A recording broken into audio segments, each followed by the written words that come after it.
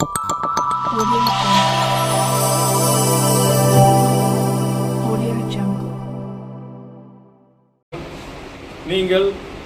அதிக அட்வான்டேஜ் எடுத்துக்கொள்வதற்கு அனுமதிக்கக்கூடாது. இது தமிழுடைய பண்பாடு அல்ல, நாகரிகம் அல்ல. நம்முடைய தமிழர்களுக்கு என்று பண்பாடு இருக்கிறது, நாகரிகம் இருக்கிறது, தொன்மை இருக்கிறது என்கிற அடிப்படையில் பல கருத்துக்களை கூறினேன். அதிலே சிலர் ஏற்கனவே வாழும் காமராஜர் என்றும் வருங்கால காமராஜர் என்றெல்லாம் விஜயை ஒப்பிட்டு பேசியதற்கு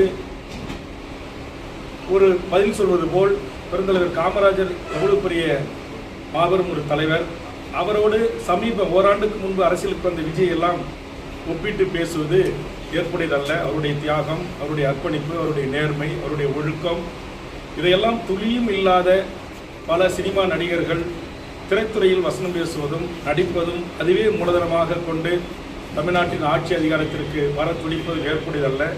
இந்த நாட்டில் எத்தனையோ மக்கள் இயக்கங்கள் இருக்கிறது, போராளி இயக்கங்கள் இருக்கிறார்கள். இந்த மண்ணுக்கும் மொழிக்கும் இனத்திற்கும் தன் வாழ்வை அர்ப்பணித்தவர்கள் இருக்கிறார்கள். 10 ஆண்டு 15 ஆண்டு சிறை சென்றவர்கள் இருக்கிறார்கள். தூக்கு தண்டனை வரையிலும் தமிழ்நாடு விடுதலைப்படை உள்ளிட்ட தமிழ் தேசிய இயக்கங்கள் சந்தித்தவர்கள் இருக்கிறார்கள். ஆக நம்முடைய தமிழக மக்களாகிய நீங்கள் ஒரு விழிப்புணர்வு பெற வேண்டும். இந்தியாவில் பிரிதொரு எந்த மாநிலத்திலும் இல்லாத ஒரு மோகம், சினிமா மோகம் உங்களை ஆட்படுத்துகிறது. அதனால் என் தமிழ் சமூகம் விழிப்புணர்வு பெற்ற ஒரு சமூகமாக நீங்கள் இருக்க வேண்டும். கலையை கலையாக பார்க்க வேண்டும், நடிகரை நடிகராக பார்க்க வேண்டும். அவருடைய சிறந்த படங்களை பாராட்டுங்கள், ஊக்குவியுங்கள். அதை தவிர்த்துவிட்டு பாலபிஷேகம் செய்வது, எத்தனையோ மருத்துவமனைகளில் 1 லிட்டர் பால் இல்லாமல் குழந்தைகள் அவஸ்தைப்படுறாங்க. 1000 லிட்டரில் போய் பாலபிஷேகம் செய்வது, கட் அவுட்டுக்கு பாலபிஷேகம் செய்வது, இது போன்ற மோசமான பண்பாட்டு சீரழிவுகளை செய்யாதீர்கள். இது தமிழ் சமூகத்தினுடைய மரபில் இல்லாத ஒரு விடயத்தை இங்கே சினிமா துறையில் புகுத்துகிறீர்கள். இது புகுத்தாதீர்கள்.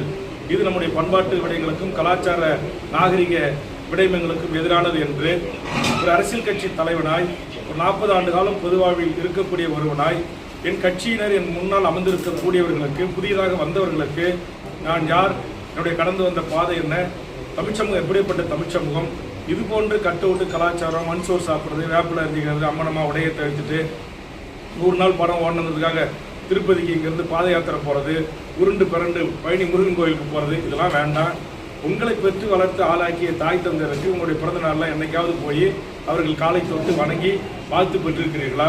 ஆனால் எதுக்கு நீங்கள் பாலாபிஷேகம் செய்கிறீங்க? எதுக்கு ஒரு சினிமா நடிகருக்காக இப்படி நான் விடிய கிளம்புற 3 மணிக்கு வந்தேன், நேற்று முதல் நாளே வந்தேன், என் தலைவனை பார்க்க காத்திருக்கிறேன், நான் தவம் கிடக்கிறேன், அவரை பார்த்து அவர் அப்படியே நேராக அவரை கட்டிப்பிடிச்சு ஒரு முத்தம் கொடுத்தா போதும், என்னுடைய வாழ்நாள் பயனை நான் அடைந்து விட்டேன் என்று பத்திரிகை ஊடகங்களில், தொலைக்காட்சி விவாதங்களிலே சில பெண்கள் பேசுகிறார்கள். அப்படி பேசுவதை அனுமதிக்க கூடாது. இது நம்முடைய பண்பாடு இல்லை, கலாச்சாரம் இல்லை. இதை பெற்றோர்கள் அனுமதிக்க கூடாது. இப்படி செய்கின்றவர்களை நான் கடுமையாக கண்டித்து நான் பேசினேன். ஆனால் இதற்கு ஒரு மணி நேரம் 40 நிமிடம் என்னுடைய உரையை முழுவதுமாக கேட்காத சில அறகுறை வேக்காடுகள், எங்கள் தளபதியை பற்றி பேசிவிட்டாய், நீங்கள் உடனடியாக மன்னிப்பு கேட்க வேண்டும் என்று கூக்கலிடுவது, அறிக்கையிடுவதெல்லாம் இங்கு வேண்டாம். ரொம்ப நாகரிகத்தோடு சொல்கிறேன். நான் நேரடியாக அரசியல் களத்திற்கு வரவில்லை. என்னுடைய வாழ்வு என்பதே ஒன்றிய அரசை, ஆதிக்க அரச பயங்கரவாதத்தை எதிர்த்து தனிநாடு கோரிய போராளி இயக்கங்களோடு என்னுடைய இளமைக்கால வாழ்வு தொடங்கியது. என்கிட்ட வந்து வேல்முருகன் மன்னிப்பு கேட்கணும்னு சொல்கிறது, அஞ்சாங்குஞ்சான்களை விட்டு அறிக்கை விட சொல்கிறது, ட்விட்டரில் பேசுறது, யூடியூப்பில் விட்டு பேச வைக்கிறது, இதையெல்லாம் நிறுத்தி கொள்ள வேண்டும். நீங்கள் எந்த கட்சியினராக இருங்க, எந்த நடிகனுக்கு ரசிகர் மன்ற தலைவராக இருங்க, ரசிகர்களாக இருங்க, அதை பற்றி எங்களுக்கு கவலை இல்லை. இந்த மண்ணையும் இந்த மக்களையும் 40 ஆண்டு காலம் நேசித்து இந்த மண்ணுக்காக எண்ணற்ற வழக்குகளையும் துன்பங்களையும் துயரங்களையும் தமிழுக்கும் தமிழர் நிலத்திற்கும் என் மொழிக்குமாக சந்தித்த வேல்முருகனாகிய நான், நீங்கள் அரசியலுக்கு வருகின்றேன் என்று சொல்லுகின்ற அந்த வந்தவர்கள் யாராக இருந்தாலும் அந்த தவறை சுட்டி காட்டுவதற்கு எனக்கு உரிமை இருக்கிறது. அதை நான் சுட்டி காட்டியிருக்கிறேன். அதில் நான் பேசாத செய்தியை, விஜய் எங்கேயாவது இளம்பெண்களை கட்டிப்பிடிச்சு முத்தமிட்டாருன்னு நான் சொல்லியிருக்கேன். இல்லை அவர் பரிசு கொடுக்க வந்த இடத்துல அப்படி நடந்துக்கிட்டாருன்னு நான் சொல்லியிருக்கேன். அப்படி சொல்லவே இல்லை. சொல்லாத ஒன்றை சொல்லியதாக நீங்கள் எடுத்துக்கொள்கிறீங்க.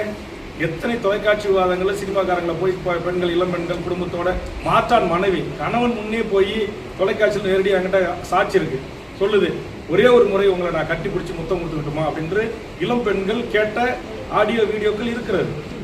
அதே மாதிரி இன்றைக்கு பிக் பாஸ்ல ஒரு நிகழ்ச்சியில் மிக கேவலமான காட்சி அமைப்பு இருந்துச்சு. நான் உடனடியாக பத்திரிகையாளரை சந்தித்து, இனி அது போன்ற காட்சிகள் இடம்பெற்றால் அதை தடுத்து நிறுத்துவேன், அதை முற்றுகையிடுவேன் என்று நான் அறிவித்தேன். அதுமாதிரி திரு ரஜினிகாந்த் அரசியலுக்கு வந்தபோது மிக கடுமையாக 15 வயதில் நான் கண்டித்து பேசியிருக்கிறேன். அதை என்னுடைய செல்லில் ஆவணம் இருக்கு, காட்டுறேன். ஆக ஏதோ இன்றைக்கு தான் நீங்க வேணுமா இன்றைக்கு திரு விஜய்க்கு ரசிகர்களாக வந்திருக்கலாம். என்னுடைய கண்டிப்பு என்பதும் என்னுடைய மக்களுக்கான போராட்டம் என்பதும் சுமார் 40 45 ஆண்டு காலம்.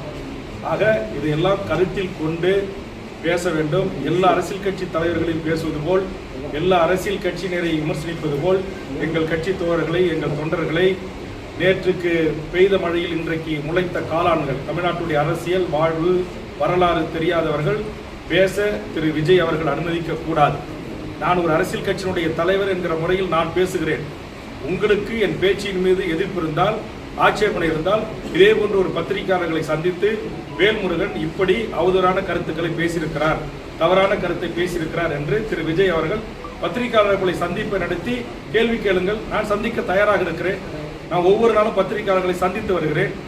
ஆனால் அதை விட்டுட்டு அஞ்சாங்குஞ்சான்களை விட்டு பேச வைப்பது, வீடியோ போட வைப்பது, ஃபேஸ்புக்கில் ட்விட்டரில் எழுத வைப்பது, இதெல்லாம் வளர்ந்து வருகின்ற திரு நண்பர் விஜய் அவர்களுக்கு அழகல்ல. இதை உடனே விஜய் அவர்கள் தடுத்து நிறுத்த வேண்டும். இந்த வேல்முருகன் மன்னிப்பு கேட்க வேண்டும் என்றெல்லாம் தொலைக்காட்சியை அமர்ந்து கொண்டு பேசுவது, என்னை பிடிக்காத அரசியல் கட்சியினுடைய துணையோடு சேர்ந்து கொண்டு யூடியூப்ல பேட்டி கொடுக்க வைப்பது, இதெல்லாம் தமிழர் நாகரிக அரசியலுக்கு அழகல்ல என்பதை நடிகர் விஜய் அவர்களுக்கு தெரிவித்துக் கொள்கிறேன்.